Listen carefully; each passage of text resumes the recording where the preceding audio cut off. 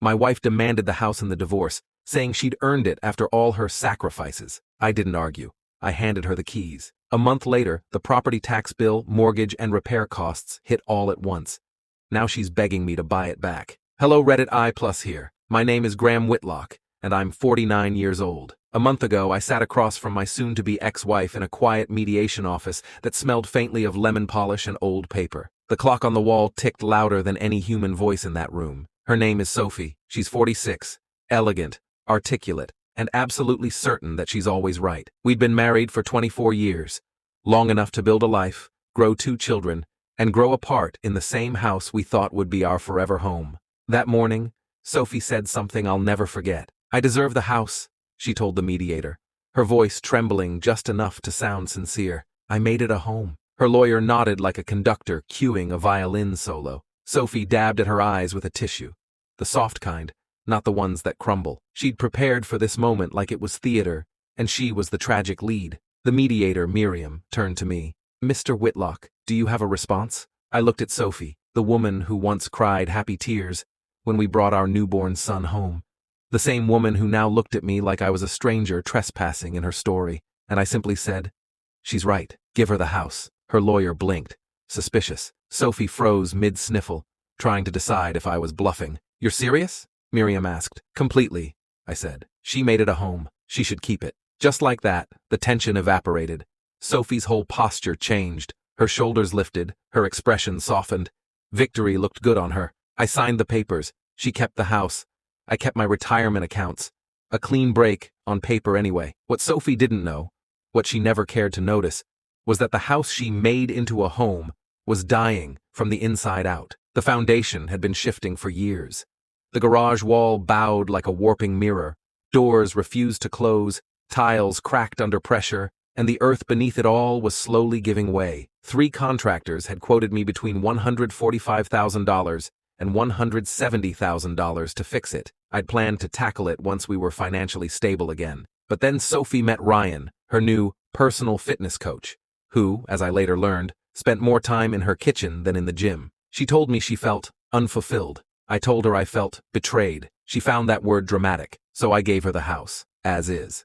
She didn't ask for an inspection. She didn't read the fine print on page 17 of the settlement, which clearly said, property transferred in existing condition, with all defects, known or unknown. She wanted freedom, and I wanted peace. 2 weeks later, I was living in a small apartment overlooking the harbor, eating dinner from a paper carton while Sophie flooded social media with her fresh start. Photos of her repainting the living room, posts about wine nights with friends, captions like, "New beginnings are worth every ending."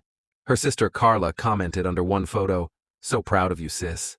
You finally got what you deserve." I almost laughed. She did get what she deserved. She just hadn't realized it yet. Then came the messages. At first one, then another, then 20 in a row. "Graham, what the hell did you do to the house? The garage floor split in 2. The contractor says the foundation's collapsing. This can't be real. You knew about this. This is fraud. Please call me. The house is sinking." I stared at my phone, the glow reflecting in my glass of wine, and for the first time in a long time, I smiled. I didn't reply. Her lawyer called next. His voice was tight with frustration. "Graham, we need to discuss the structural issues with the property." "What issues?" I asked calmly. "You know what I mean. The house is failing." "Oh, you mean the one she fought for?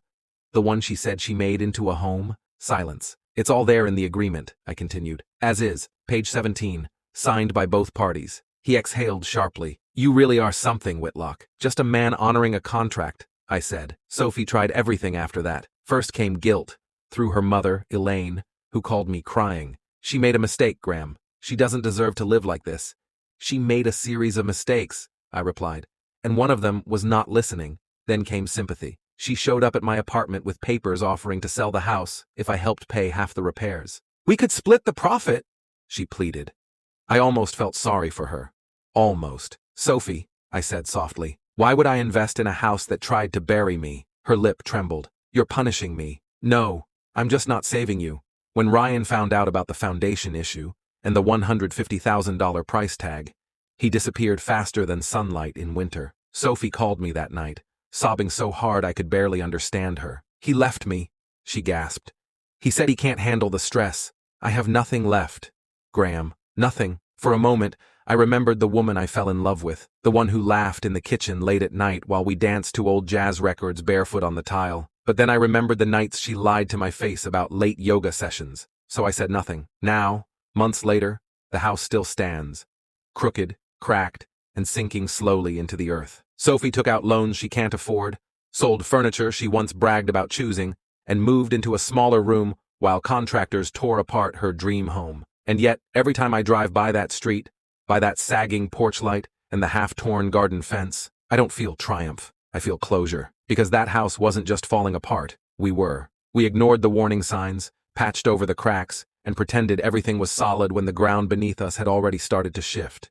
She made it a home. But I kept the peace. And sometimes, peace is worth more than any house. Winter arrived quietly, wrapping the city in mist and silver rain. By then, it had been 4 months since I'd last spoken to Sophie. The divorce had gone through, the settlement finalized, and my new life had finally stopped feeling temporary. I had a small place near the water, nothing like the sprawling home we once shared, but it was mine. Simple, quiet, honest. I'd replaced the echo of a half-empty house with the hum of a coffee machine and the sound of the ocean outside my window. For the first time in years, I could breathe without calculating what mood she'd be in when I got home. Then one evening, just as the fog began to roll over the harbor, my phone rang. Her name. I let it go to voicemail. A minute later, a text came through. Graham, I really need to talk, please. 2 more followed. Then a photo. The front porch of our old house, half demolished, scaffolding framing the broken entrance. It's worse than they thought. I don't know what to do. I stared at the screen for a long time, before turning it face down on the table. Not my house. Not my problem. But Sophie didn't give up. Manipulation had always been her fluency. She didn't scream or threaten anymore. Now she performed heartbreak. The next week, she showed up at my office. I saw her through the glass wall before she saw me. Standing there in a cream coat, makeup carefully undone to look effortless. She'd always known how to make sadness look beautiful. Graham, she said when I finally stepped into the lobby. You look good. I nodded, wary. What do you need, Sophie? She exhaled, playing fragile. Can we just talk? Not about the house.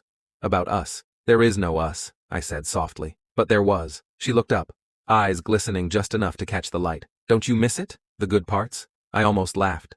The good parts were buried under too many lies to dig up. You made your choice, I said. Now you have to live in it. Her jaw tightened. So that's it? You're just going to let everything rot? The house? Me? All of it? Everything you're talking about, I said. Stopped being mine a long time ago. 2 weeks passed before her next attempt. This time she called under the guise of business. There are some tax forms related to the property transfer, she said on the phone. Can you come by and sign them? I hesitated. Something in her tone didn't sound right, but I agreed. When I arrived, the house looked worse than before. Cracks webbed across the walls like veins under pale skin. The scent of damp plaster filled the air. Sophie was sitting on the floor, surrounded by half-packed boxes.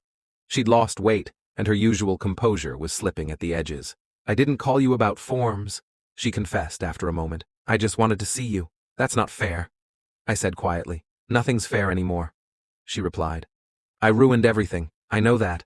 I thought maybe, if we could start over. I looked around. At the broken home she once fought for, at the foundation cracks snaking through the walls like scars. Start over where, Sophie? There's nothing left standing. Tears slipped down her cheeks. I can change. You said that before, but you only change when you lose something. She reached for my hand, but I stepped back. Graham, please, she whispered. I don't have anyone else. You had me, I said. You had everything. You just wanted more. Her silence was heavier than anger. I signed the tax form she'd printed out, the real reason she had to contact me after all, and walked out. As I closed the door behind me, the frame creaked, and a long, thin crack opened above it. For some reason, it felt symbolic. The house itself finally letting go. Spring came. The city began to bloom again. Trees turned green. The air carried salt and warmth, and for the first time, I started looking forward instead of back. I took up running. I met people at the marina. I started volunteering at a local charity that repaired old boats. There was something poetic about rebuilding something broken and giving it purpose again. And one afternoon I met Eliza, the coordinator, calm, grounded, with a kind of quiet confidence Sophie never had. She didn't fill silence with noise. She let it breathe. We started having coffee after work, then dinners, then walks by the pier that stretched into hours of conversation. For the first time, I wasn't performing. I wasn't being judged or compared. I was simply seen. Sophie tried reaching out one last time. She sent a long message, part apology, part plea. I'm sorry for everything. The house is gone. I sold it for barely enough to cover the loans. I'm moving in with my mother for now. I don't expect forgiveness, but I wish things had ended differently. I read it once, twice, then typed a single sentence. I hope you find peace, Sophie. And that was the last time I ever heard from her. Months later, as summer rolled over the bay, I drove past our old street on my way to meet Eliza. The house was gone, just an empty lot behind a chain-link fence, but where it once stood, sunlight fell across the earth like a quiet benediction. I parked for a moment, watching the wind lift dust across the ground, and realized something simple but profound. She lost her house, trying to win. I lost my marriage, trying to fix it.